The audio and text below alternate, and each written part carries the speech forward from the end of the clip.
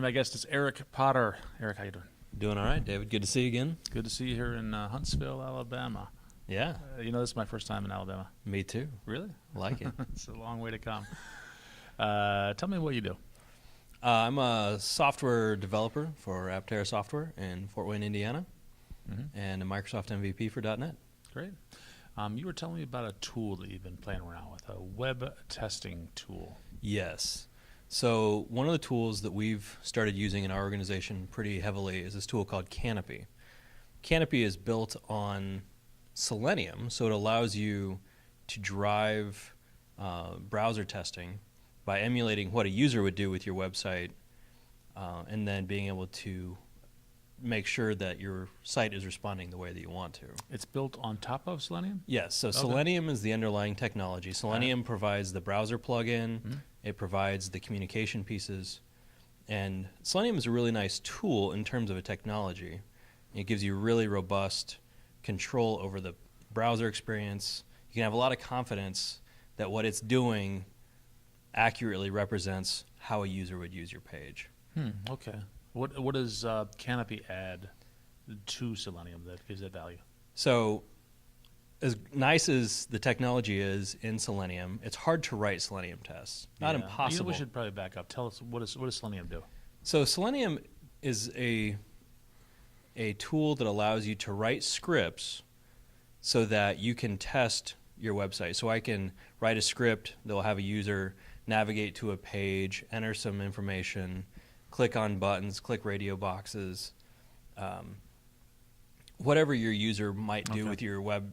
These are user interface type tests. Right. That, actually emulating an actual human being with a mouse and a keyboard interacting with your application. Yes, these are automated. They're automated. They're automated integration tests, so you can test your web solution as your user would be using it. Okay. All right. And Selenium's been around a while. Yes. But Canopy adds something to that, and that's what?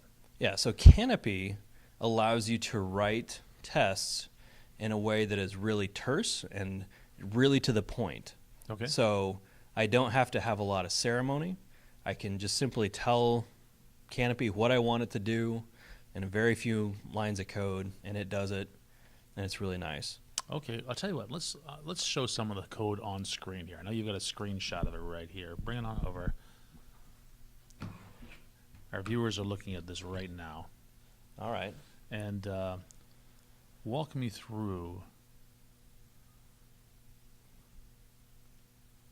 these lines of code and what it's doing in Selenium, because there aren't very many of them. No, so what we've got here on the first couple lines are the statements in Canopy. They're essentially using statements if you come from a C# background, and those bring in the dependencies that we've got. Okay. And then, as you'd expect from that next line, it's going to start an instance of Firefox. I could also start Chrome. I could start other browsers if I wanted to. In this case, I'm going to run all my tests right inside Firefox. All right. Pretty readable so far. Then I'm going to define a test, and the title of the test is going to be taking Canopy for a spin. At that point, we're going to have the only bit of this that is going to be a little bit odd. This is how you define an anonymous function in F#. Okay. It's odd if you're not familiar with F#. Yes. If you're coming from a C# background, this will be new to you. Okay. But it's simple enough to remember that that's how you define the function. And the only other piece of F# here that you need to know is that F# has significant white space. So everything else in the test method is there because it's at the same indentation level. Okay. From there, it gets really straightforward. I'm going to navigate to google.com with the URL command. It works exactly the way it does, or the way it reads. On the next line, I'm going to use a CSS selector to find the text box, and then I'm going to use this less than syntax to put the text cheese into that text box. Okay. I want to simulate the user pressing enter, so I will use the press enter command. That will submit the form, and then I just want to make sure that the title is whatever I expect it to be. In this case, I'm not actually asserting the title. I just want to print it out so I can see and have a record of what it would be. So that would write it to the console.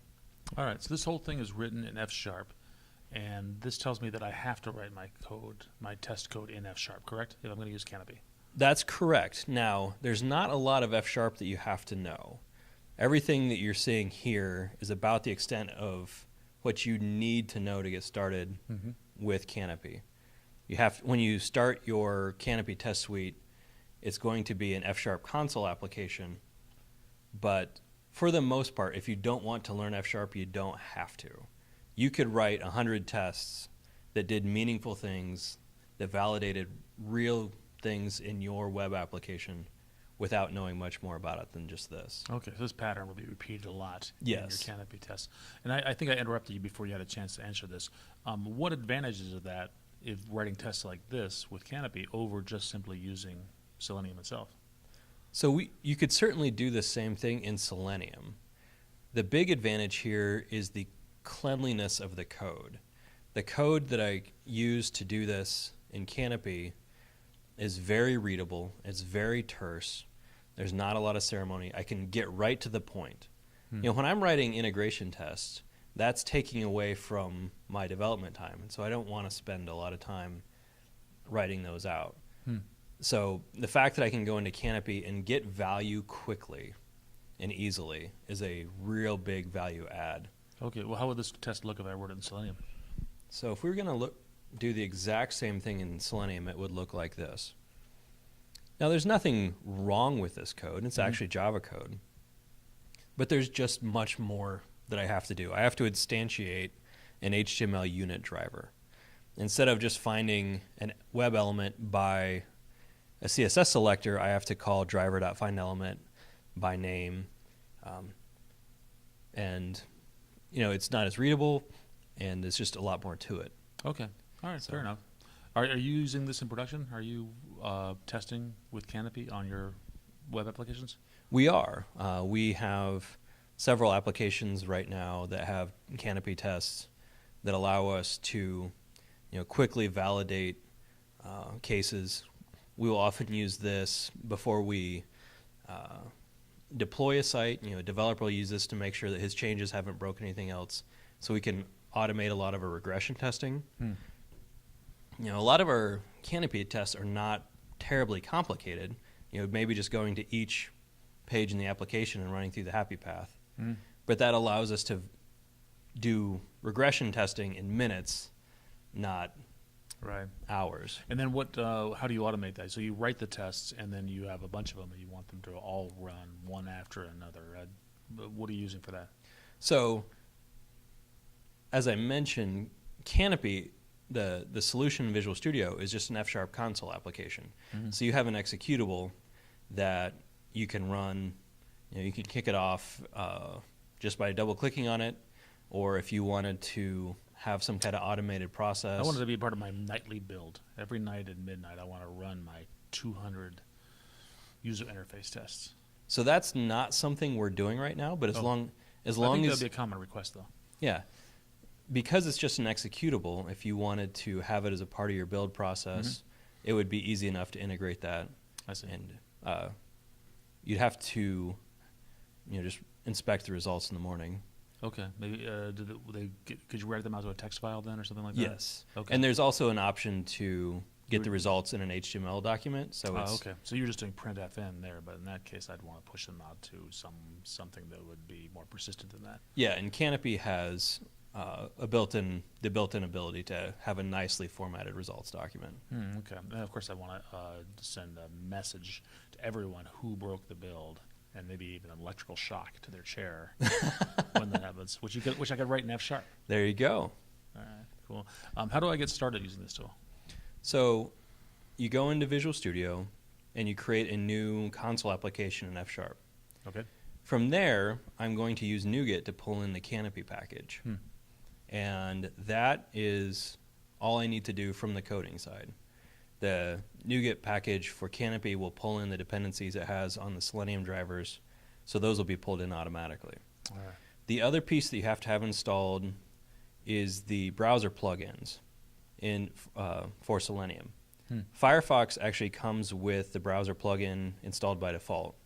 So you generally don't have to do anything else. There's an easy download for Chrome and IE and Edge that will allow you to work with those browsers. Is that from the Canopy site? It's actually from the Selenium site. So okay, that makes sense. Excellent. And then are there resources online for people to learn more about this? So the best place to get information is actually on the GitHub page, which is maintained by a guy who goes by Left-Handed Goat. I like it. His real name is Chris Holt, and he does a good job of providing support. If you go there, you'll see all the different assertions that you have available. There are a lot of, I showed where we were just kind of checking that the title was what we thought it would be. But you could do a lot of things where maybe you want to look at an HTML element and just check to see if it's displayed or hidden. Or maybe want to see how many items are displayed in a list. Maybe we want to make sure that text is anything but, the error message. So there's a lot of different things you can look at. And if you go out to the GitHub page, they're all documented. Yeah, and you mentioned before we started recording about a diagnostic mode.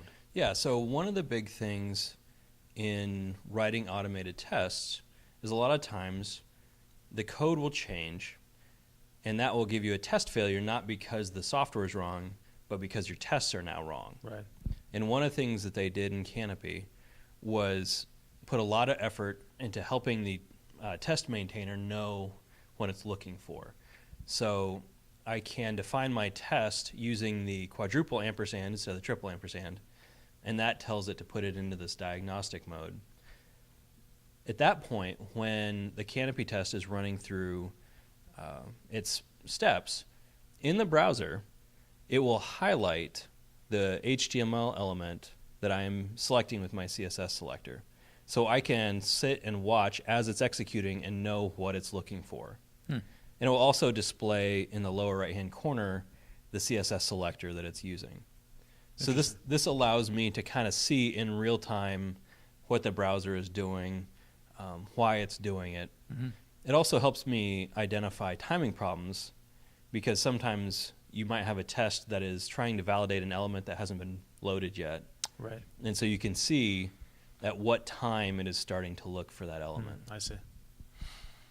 Excellent. Anything else you can share with us about this? So the one thing that I will say is that Canopy is in F#. It's F# code, but you don't need to know a lot. But one of the really great things about it is that if you want to use more of F#, that full F# goodness is available to you. Okay. So if you want to have data-driven tests, you could use F# type providers, which are fantastic. If all the nice, amazing things you can do with F# are there if you want them. Okay. But you don't have to know F# to get started. And because F# is a .NET language, if you have C# code that you want to reference in your Canopy test, you can call into that pretty easily. Oh, interesting. Okay. I could just create a library in another project. Yes. In C#. So if you had a class library, you could just reference that from your Canopy test. I like that. Eric, thank you very much. Thank you.